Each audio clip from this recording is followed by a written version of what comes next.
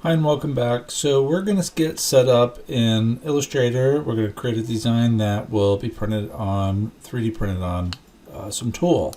And we're going to be following along with Kaizen 3D prints methodology. So these two videos go extremely in depth, but for you beginners, myself included, these are just some of the basics from this video and some of my own design ideas.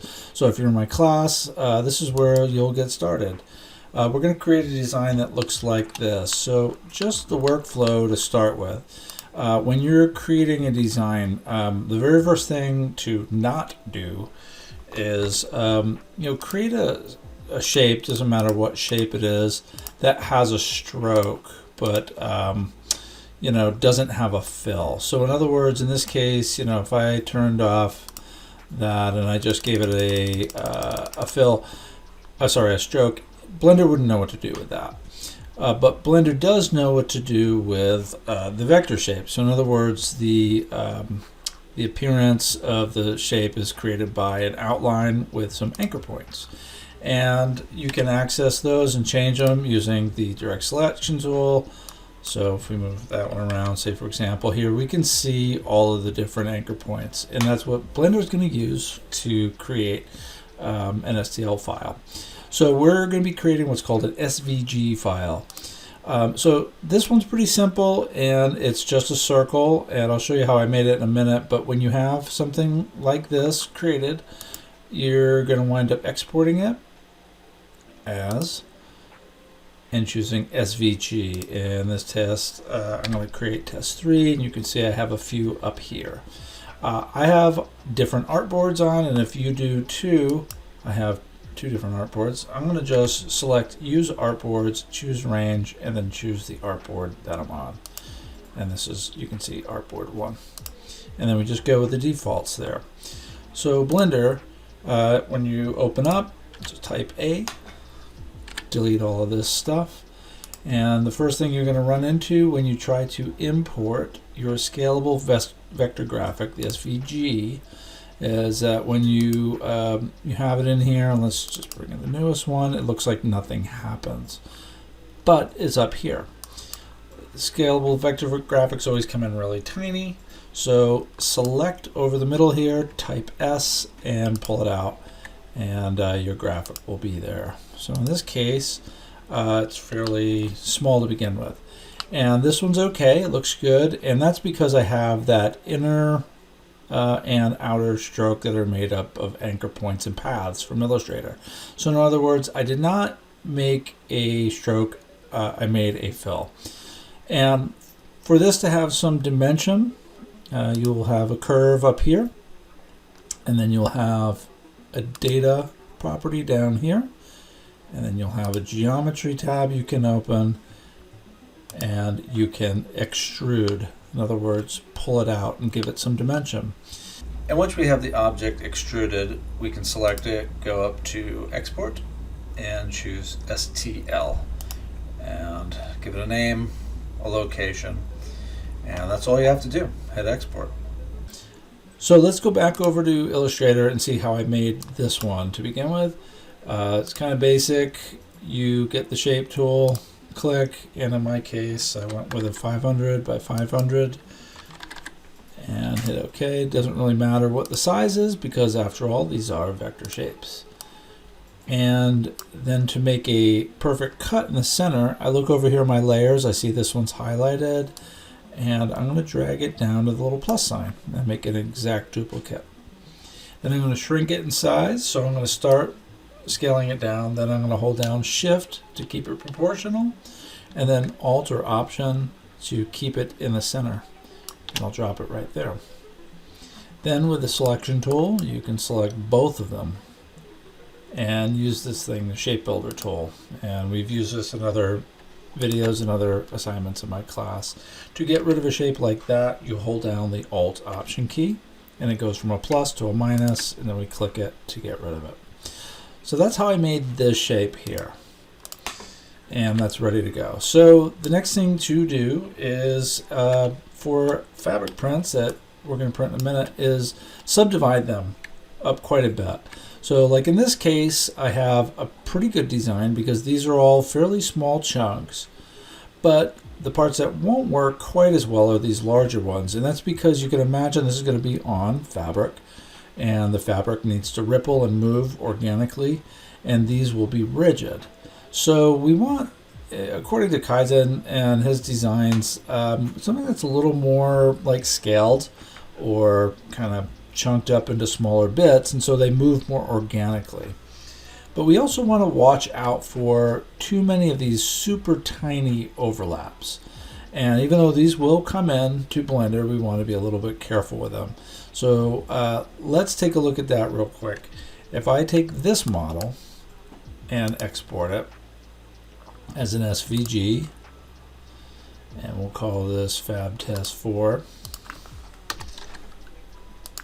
And then I'm going to use artboard number 2 for this. I hit export, hit OK, and then come over to Blender, get rid of this one here, and get rid of that collection up here. Start from scratch, file import, scalable vector graphic, and we'll bring in the new one. Again, it's really small, type S, make it bigger. So this looks pretty cool, and now it's a whole bunch of shapes. And how do we extrude these all together? There's lots of videos on this, but the easiest way is come up over here, type or click on the first one, scroll all the way to the bottom, and shift click on the last one. And now you'll have selected one as an active object, and that one's kind of yellow, it's hard to see, but there it is, and the others will be orange. And now when we go down to the data, geometry, extrude, we just have to hold down Alt or Option, and they'll all extrude together. The nice thing about this though is you can go into each one, you can edit them or delete them, you can rotate or scale or do any kind of changes in here that you think you're going to need. And sometimes that's helpful when you see something actually in physical dimension. So going from the 2D model to the 3D. Now that I've cleaned up the extra little bits, let's go over to Illustrator and I'll show you how I made this. Here's a circle, and I'm going to align it to the left side. If you want these controls on, go to Window and make sure that control is here, and then while you're there, turn on Pathfinder. We'll use that in a second. So now I'm going to Alt click and drag out a few more copies and try to keep them on the same plane. When I select all of them, I can come up here and subtract out that shape. Now I can pull down 2 more copies.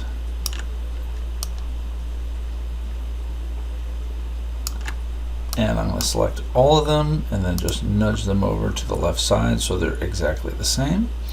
And here I'm going to do one more Pathfinder copy. That looks good. I can get rid of all the geometry on the top and the bottom. For this one in Blender, it'll just be easier. So let's go over now and just do one other small change. We're going to make a square over here,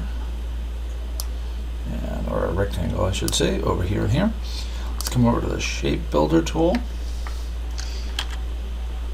Control A to select everything, or just select it first, and then Alt click and drag across. Let me zoom in and show you. Alt click and drag across. And now I have little notches there, and I just don't need that extra really long geometry. This one is now ready. Let's select it all, and we'll center it. File, export as. So just like before, we file, export, and the last export is an STL that's going to go into Bamboo Studio. So once we open Bamboo, we'll go to File, Import, and we'll import that STL that you just made. And here it is. So we want to think about the scale. And I've tested this already. It prints pretty well, this particular design, at 4 inches across, but each one of these are about 5 millimeters, and so it's a little hard to guess what that might be, so you might have to do a little bit of math. Let's go over and just see what the overall design is. I want it to be 4 inches across, and that's 100 millimeters, so just a basic converter online. For this, I'm going to leave uniform scale checked on, and I'm going to change the size to 100. And that's about the scale there. And now we want to set the depth. We're going to use the 0.24 draft height for each layer. So multiply that times 2, and that will give us 0.72 millimeters. So I'm going to uncheck uniform scale and make this 0.72. And now this is the overall height.